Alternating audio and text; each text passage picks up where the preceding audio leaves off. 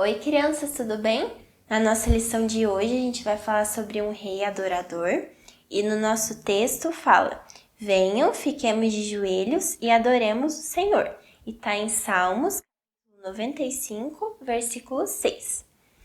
Bom, hoje a gente vai falar um pouquinho sobre várias formas que a gente tem de adorar a Deus. E para representar esse tema, a gente vai usar um personagem bíblico, que é o Davi. Vou pegar o nosso Davizinho aqui. Todo mundo já conhece um pouquinho da história do Davi, né? O Davi era um pastor de ovelhas, ele tinha muitos irmãos e desde pequeno ele já tinha sido escolhido por Deus. Vou pegar aqui nossa ovelhinha. O Davi cuidava de ovelhas e desde o dia que ele era pastor de ovelhas, ele já adorava a Deus em tudo que ele fazia. Quando a gente serve a Deus, a gente não adora a Deus só quando a gente canta ou só quando a gente ora. A gente adora a Deus em todas as nossas ações. Então é isso que a gente vai ver na nossa historinha de hoje. Quando Davi era pastor de ovelhas, ele fazia o melhor que ele podia para as ovelhinhas dele, porque ele queria muito agradar a Deus. Então, se aparecia um urso feroz, ele defendia todas as ovelhinhas do campo dele para proteger elas, porque ele queria fazer o melhor em tudo que ele fazia. E se aparecia um leão também feroz, ele também não hesitava em defender as ovelhinhas dele. Ele podia ficar com medo, ele podia achar que ele não conseguia, mas ele sempre priorizava confiar em Deus e fazer o melhor dele em todas as situações. Por isso ele se destacava. E aí, chegou um dia que foi um profeta lá falar com ele e ungiu ele para ser o rei de Israel, mesmo ele ainda sendo novinho. Ele tinha outros irmãos mais fortes, que eram mais velhos, mas Deus conhecia o coração de Davi e sabia que ele era um verdadeiro adorador. Então Deus escolheu ele e o profeta ungiu ele para ser o rei de Israel. E além de ser pastor de ovelhas, o Davi também fazia outras coisas. Por exemplo, o Davi também era guerreiro. Então ele lutava em muitas batalhas. Outra coisa que o Davi fazia, que era uma forma de adorar a Deus também, era que ele servia no palácio do rei, na época era o rei Saul, e ele tocava um instrumento lá que chama harpa. É um instrumento que tem muitas cordas, era um instrumento muito suave, e muitas vezes o Saul, que era o rei, estava passando, ele tinha medo de algumas coisas, ou ele estava passando por alguma dificuldade, e o Davi sempre estava lá no palácio para tocar a harpa e acalmar o coração do rei Saul. Então, o Davi, além de fazer tudo que ele fazia no dia a dia com muito amor e com muito temor a Deus, ele também usava essa adoração a Deus nos louvores dele. Ele compunha louvores para tocar na harpa e quando ele lutava nas batalhas, ele também dava sempre o melhor dele. Em tudo que ele fazia, ele dava o melhor dele. Então, teve aquele dia que o Golias, que era um soldado filisteu, veio para afrontar o povo de Israel e o Davi se apresentou para lutar contra o Golias e proteger o povo de Israel. Vocês lembram dessa história? E o que aconteceu? O Davi foi lá e venceu mais essa batalha. E o Davi se destacava nas coisas que ele fazia. O povo começou a gostar muito do Davi, porque o Davi, apesar de pequeno, ele foi corajoso. Apesar dele não ter sido o maior destaque, assim, de ser o mais forte, de ser o mais velho, de ser o mais bonito, ele sempre dava o melhor dele, sempre foi corajoso. Então, ele foi e derrotou o Golias, e a partir daí, o povo começou a gostar mais ainda dele. E o Saul começou a ficar com inveja, porque o povo queria que o Davi se tornasse rei. O Saul começou a ficar com inveja dele, mas mesmo assim, o Davi nunca fez nada para machucar o Saul. E o Saul tinha um filho chamado Jonatas. E o Davi começou a ser melhor amigo do Jonatas. Eles ficavam sempre juntos lá no palácio. E essa amizade deles foi um exemplo de amizade pra gente. Então a gente pode ver que o Davi foi um exemplo de adorador de Deus até na amizade dele, porque mesmo o pai do melhor amigo dele tentando matar ele, tendo inveja do Davi, ele nunca desrespeitou o amigo dele e nem o Saul. Ele sempre foi fiel, sempre deu o melhor dele em tudo que ele fazia. E teve uma vez que eles foram lutar em uma batalha, e o Davi era guerreiro, o Saul também, o Jonatas também. E nessa batalha, o Saul e o Jonatas acabaram morrendo. E foi assim que o Davi passou a ser rei. E mesmo ele sendo rei, ele sempre continuou escrevendo salmos, louvando hinos, cânticos, sempre em tudo que ele fazia, ele adorava o Senhor. Tanto que na Bíblia existem vários livros que estão escritos os salmos que o Davi fazia, os hinos que ele escrevia. Vocês sabiam que Davi era compositor? Ele escrevia as próprias músicas dele para adorar a Deus. Então, o que a gente tem que aprender com toda essa história é que a gente tem que adorar a Deus não só quando a gente vem na igreja e canta lá na frente com as crianças ou sobe no púlpito para cantar sozinha. Em tudo que a gente faz na nossa vida, a gente tem que ser um verdadeiro adorador. Quando a gente faz tudo com o nosso coração, com tudo que a gente tem, Deus se alegra e a gente está adorando a Deus. Beleza? Muito obrigada, crianças. Espero que vocês tenham gostado. Uma ótima semana e chamo os amiguinhos para assistir com vocês também, tá bom? Beijão!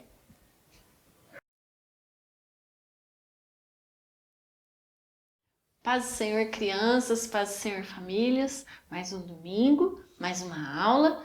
Estamos já na lição de número 9 da nossa revista Saber Mais, com o título Heróis do Antigo Testamento. A lição de hoje tem por título 3 Heróis Corajosos. E o nosso texto do dia nós vamos encontrar lá no livro de Daniel, capítulo 3, versículo 28, na parte A, que diz assim: Deus enviou seu anjo e salvou seus servos que confiam nele. O primeiro tópico da nossa lição tem por título Uma prova de fidelidade. Então nós vamos aprender nessa lição que o rei Nabucodonosor, rei da Babilônia, trouxe cativo para o seu reino alguns jovens de Israel. E eles eram jovens da linhagem real, jovens importantes, jovens ricos, que sabiam muito bem cuidar ali de um reino. E o rei escolheu, não foi qualquer um não, tinha que ser muito inteligente, tinha que ser estudioso, tinha que ser corajoso. E durante 3 anos e meio eles iam aprender as coisas do reino da Babilônia. Só que quando esses jovens chegaram, e eu vou falar o nome deles, Ananias, Misael, Azarias e também tinha Daniel, que não faz parte dessa história que nós vamos contar hoje. Quando eles chegaram no reino da Babilônia, já sabendo que eles eram ali servos, que eles eram cativos, eles tomaram uma decisão muito importante: não se contaminar com as coisas do reinado, não se contaminar com as coisas do rei. E a primeira posição deles foi não comer aquilo que era oferecido no reino, porque eles sabiam que tudo que era feito ali era oferecido a outros deuses e não ao Deus de Israel. Eles saíram de um povo que ensinava muito bem sobre o Deus de Israel. Eles tinham dentro deles tudo aquilo que o Deus de Israel ensinava. Mas eles foram morar dentro de um reino onde ensinava coisas muito diferentes. Inclusive, o nome deles foi trocado. Foi colocado Sadraque, Mesaque e Abednego. E eles, então, decidiram não comer, conseguiram convencer o homem que cuidava deles a dar para eles somente água, fruta, legume. e eles se tornaram os jovens mais fortes daquele lugar. Deus estava junto com eles, Deus sabia perfeitamente tudo aquilo que eles estavam fazendo. Só que chegou um dia que o rei Nabucodonosor fez uma estátua. O rei Nabucodonosor sempre fazia coisas diferentes, coisas grandes, coisas valiosas, e ele se achava muito importante. Um dia, o rei mandou construir uma estátua dele. E quando essa estátua ficou pronta, ele deu uma ordem, que quando os instrumentos tocassem, todo mundo tinha que se dobrar diante daquela estátua. Mas Sadraque, Mesaque e Abednego sabiam que eles não deveriam adorar outro Deus, a não ser o Deus de Israel. Então eles não se dobraram. E a ordem era que quem não se dobrasse ia ser jogado numa fornalha com fogo muito quente. Mas eles não tiveram medo. Deus estava com eles e eles sabiam que Deus estava com eles. E eles sabiam também e falaram para o rei que se Deus não livrasse eles da fornalha, não tinha problema, que eles não iam se dobrar. Então, o rei, sabendo que eles não tinham se dobrado, que eles não tinham se prostrado, mandou jogar eles na fornalha. E foram jogados então. E a fornalha foi aquecida 7 vezes mais. Ficou tão forte, tão quente, que até os soldados que foram jogar eles na fornalha morreram queimados. Mas de repente, quando eles já estavam lá dentro, o rei olhou e não enxergou 3 homens. O rei enxergou 4 homens que andavam dentro da fornalha. Como pode isso? E aí o rei então mandou que tirassem eles. E eles não se queimaram, não ficaram com cheiro de queimado, com cheiro de fumaça, nada. E o rei então reconheceu que o Deus de Sadraque, Mesaque, Abednego, ou Ananias, Misael e Azarias, era realmente o único Deus. E o que nós aprendemos com essa história, crianças? Nós aprendemos que onde nós formos, para onde nós formos levados, o que acontecer na nossa vida, onde nós estivermos, nós não podemos deixar de servir a Deus. Nós devemos ter amigos que também são fiéis a Deus. Como tem sido a sua convivência com seus amigos? Quando você se reúne com seus amigos, você se reúne para adorar a Deus? Você lembra do Deus de Israel que você tenha aprendido, que você tem servido? Ou quando você se reúne com seus amigos, você mente, você engana, você faz arte? Nós aprendemos com eles que junto com os amigos ou longe dos amigos, Daniel não estava com eles. Mas não é porque Daniel não estava com eles que eles iam fazer coisa errada. Às vezes as pessoas não veem, mas Deus tudo vê. E Deus espera que nós sejamos fiéis a Ele todos os dias. Que onde a gente estiver, a gente continue fiel a Ele. Não importa se nós vamos sofrer, se nós vamos chorar, se vai ser ruim. Se nós fizermos a vontade de Deus, Ele vai fazer como fez com eles. Ele vai caminhar junto com a gente e nos livrar das mãos dos nossos inimigos. Amém? Um beijo e até a próxima semana, em nome de Jesus. Oi, pessoal, a paz do Senhor. Deus abençoe sua vida no dia de hoje. Vamos aprender nesse domingo a lição de número 9, que tem por título A Razão do Louvor e a Adoração a Deus, de nossa revista O Adolescente e a Vida Cristã. Você sabia que louvor e adoração são coisas diferentes? Louvar e adorar têm significados diferentes. Quando a gente fala de louvar, nós louvamos a Deus por aquilo que Ele fez por nós, pelas bênçãos recebidas, pelos livramentos recebidos. Então a gente louva a Deus por tudo aquilo que veio da parte de Deus para nós. E quando nós adoramos a Deus, nós adoramos a Ele pelos seus atributos, pela sua soberania, pela sua grandeza, sua santidade. Então, nós louvamos quando recebemos, por aquilo que a gente recebeu da parte de Deus. E quando nós adoramos, nós estamos engrandecendo o seu santo nome. Nossa mensagem valiosa, ela está no livro de Mateus, capítulo 4, versículo 10, e está escrito: porque está escrito, ao Senhor teu Deus adorarás, e só a Ele servirás. A verdade aplicada vai falar que o louvor e a adoração a Deus fortalecem a vida espiritual do cristão. Quando a gente vem ao culto, no dia que você tem culto, muitas das vezes nós pensamos que a gente está vindo à igreja para assistir um jogo, que somos parte da plateia. Mas, na verdade, nós somos o protagonista do culto quando nós entramos ao sátrio, à casa do Senhor.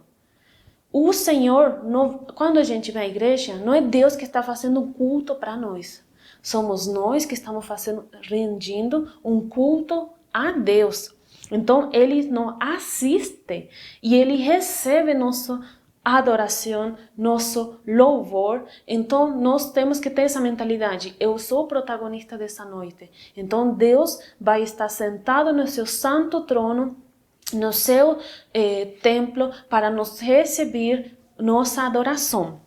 E o verdadeiro louvor, nós vamos ver a história na revista de Paulo e Silas, quando eles foram encarcelados por conta da perseguição que eles estavam recebendo da parte dos judeus, por pregar a verdade, pregar a palavra de Deus, e eles foram encarcelados.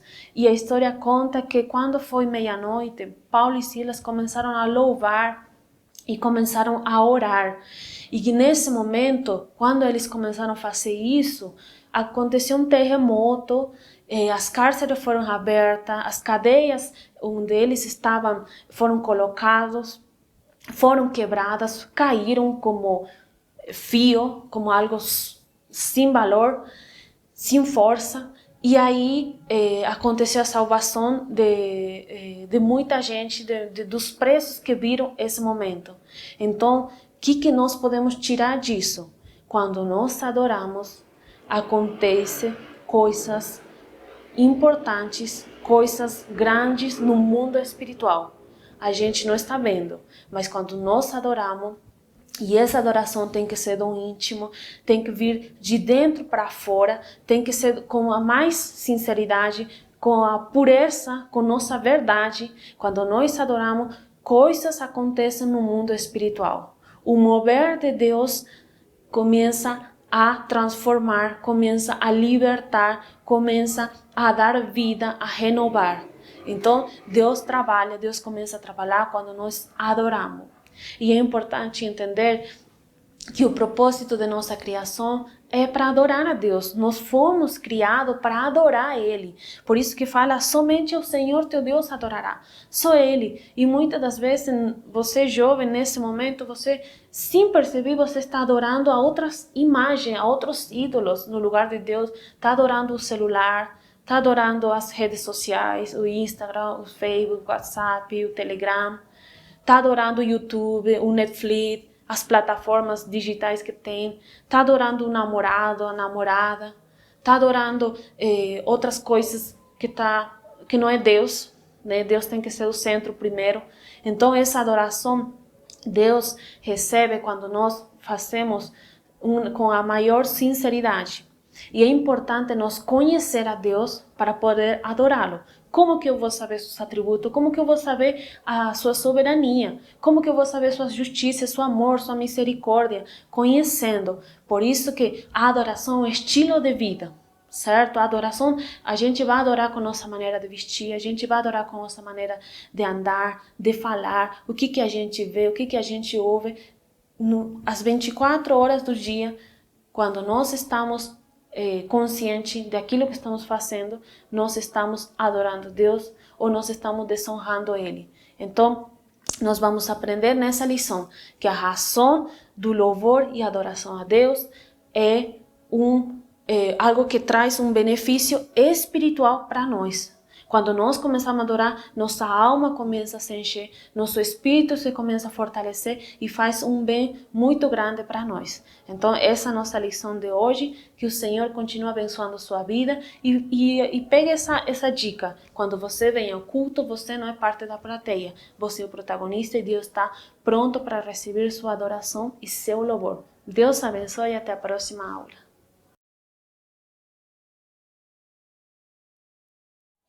A paz do Senhor a todos, a paz do Senhor adolescentes, um bom dia. Nós estamos aqui para mais uma lição da classe Alfa, que é a classe dos adolescentes, revista de 15 a 17 anos. E nós estamos estudando o tema Vidas e Propósitos. E a cada lição a gente aprende, né, um propósito com algum dos personagens bíblicos que nós temos. E na lição de hoje, que é a lição de número 9, nós vamos ver o tema Ascensão e Queda de Salomão. O nosso versículo-chave, ele se encontra no livro de Provérbios, capítulo 2, versículo 6. E ele diz o seguinte: porque o Senhor dá sabedoria, da sua boca vem o conhecimento e o entendimento. O objetivo da nossa lição é o seguinte: saber que a comunhão com Deus é a fonte de toda a sabedoria.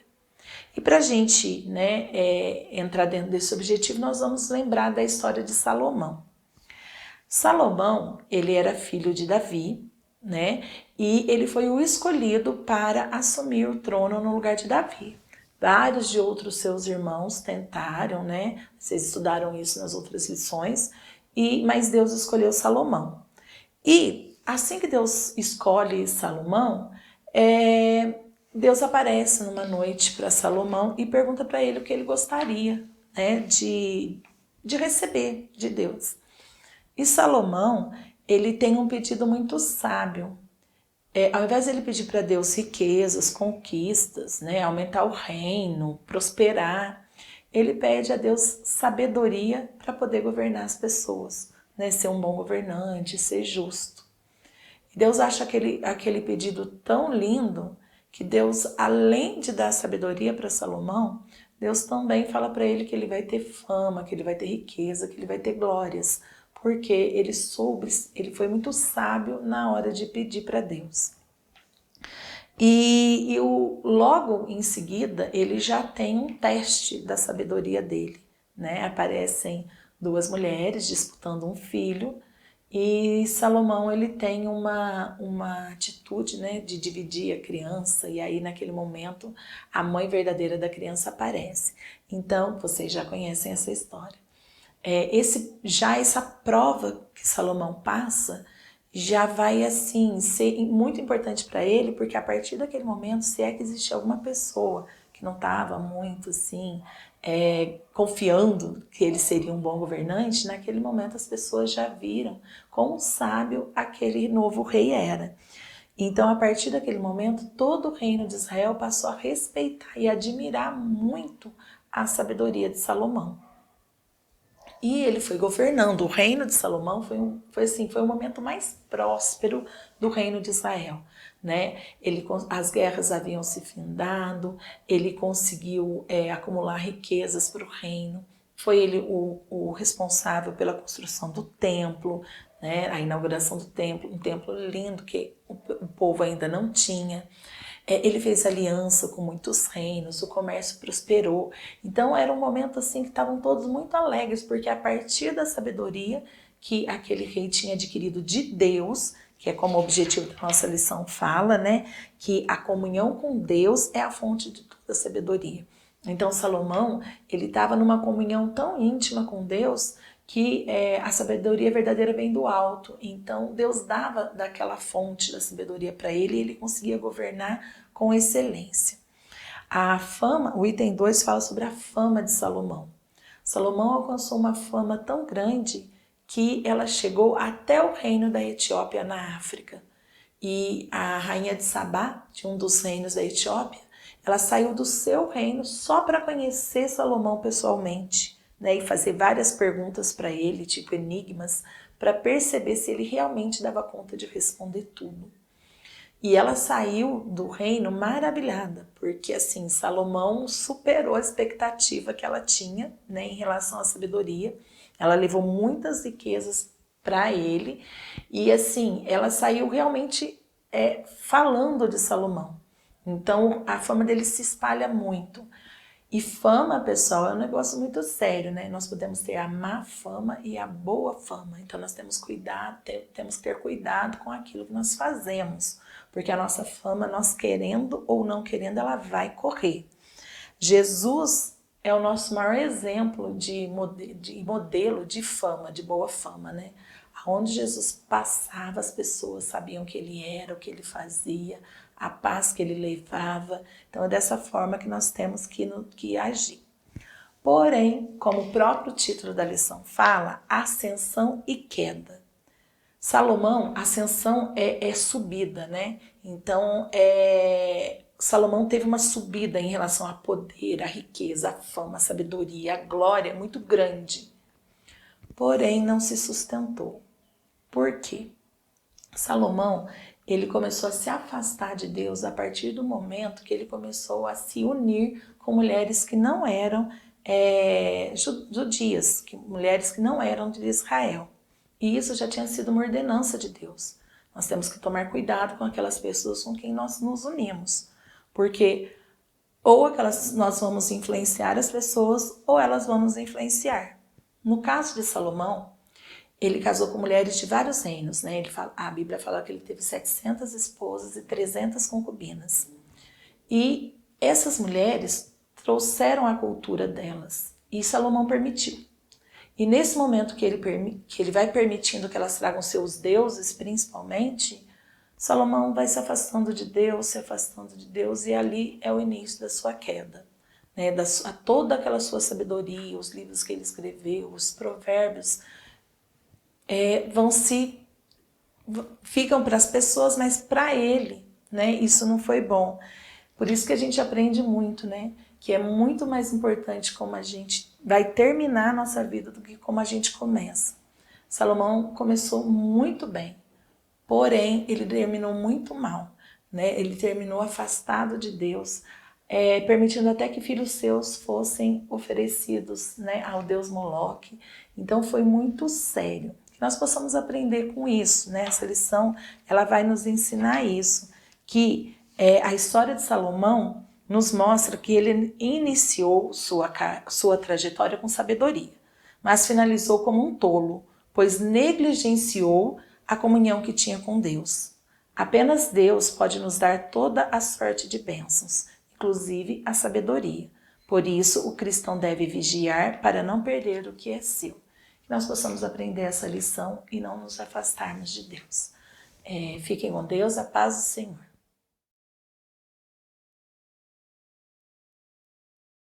A paz do Senhor, irmãos, a paz do Senhor, irmãs.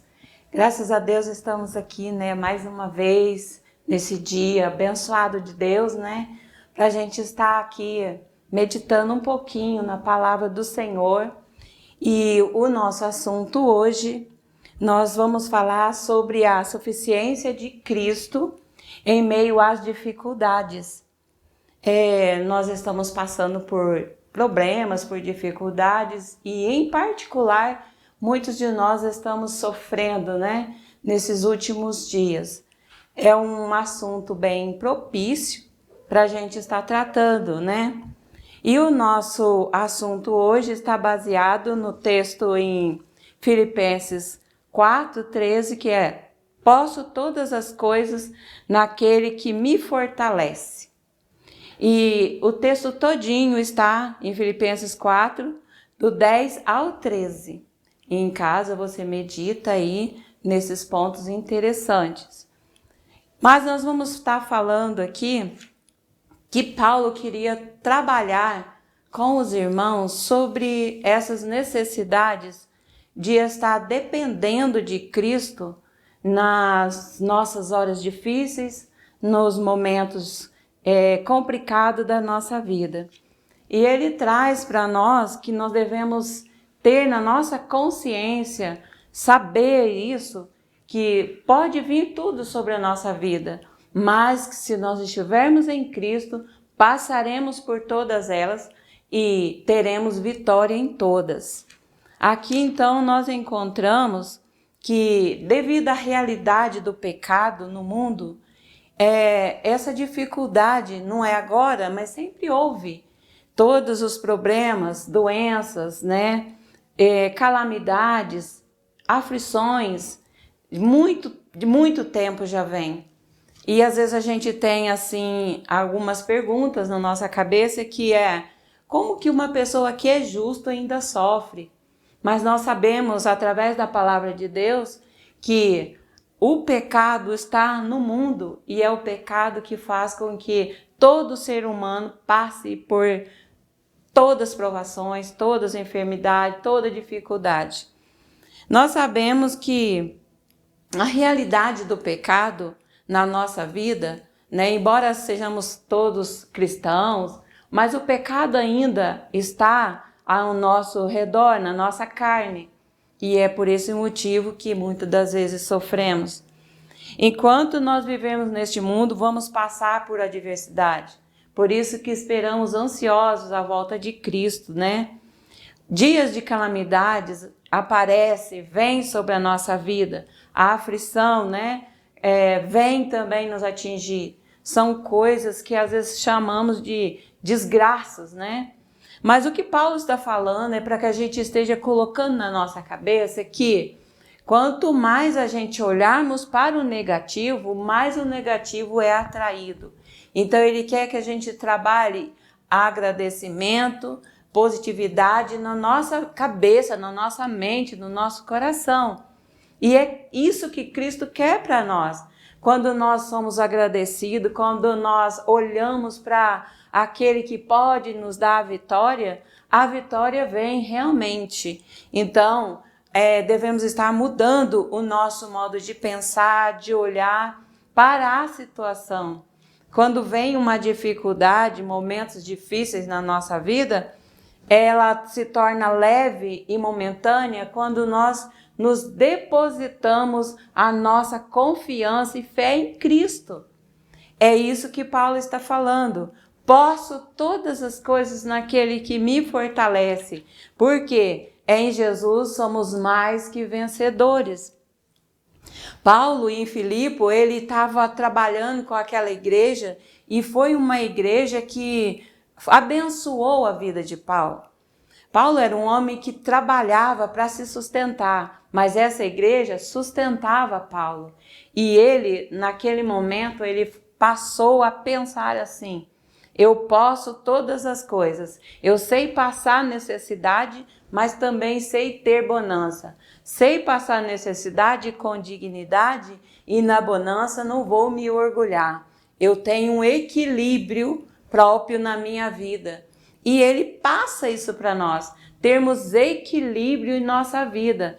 A hora que estamos passando por dificuldades, saber em quem nós cremos.